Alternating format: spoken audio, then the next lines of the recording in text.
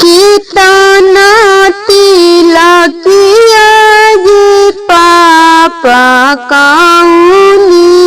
गरिया निसा आना कितना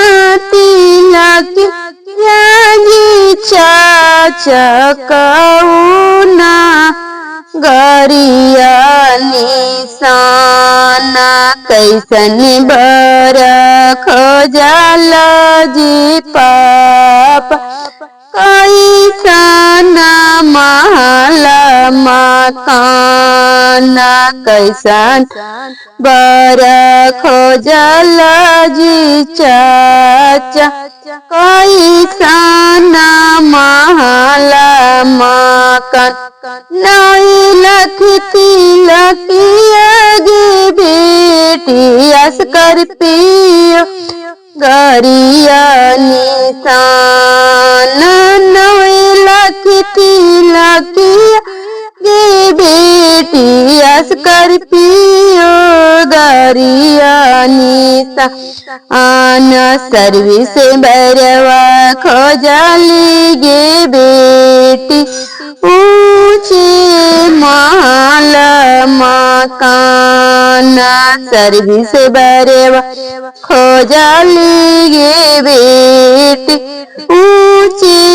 महल मकान सासू की कोरिया गे बेटी हथवा जोरी पराना माँ सासू की कोरिया गे बेटी हथवा जोरी पराना ससुर जी से मांगी आगे बेटी पापा ऐसन प्यार ससुर जी से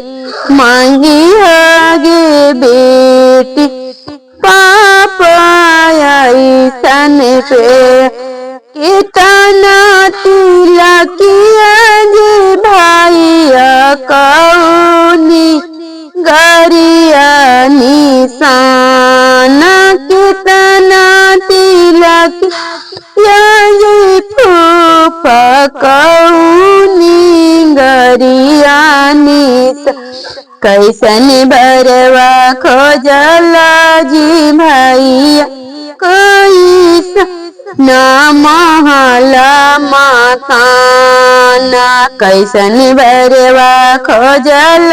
जी फूफा कैसन महल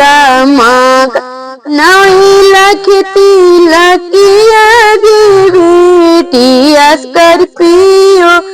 गरिया निशान सर्विस बरवा खोजली गे बेटी ऊंचे महल मकान सर्विस बरवा खोजली गे बेटी ऊंचे महल मकान सासू की कोरिया गे बेटी हाथवा जोरी पराना ससुर जी से मांगी गे बेटी पापा ऐसन प्यार ससुर जी से मांगी आगे बेटी पापा ऐसन प्यार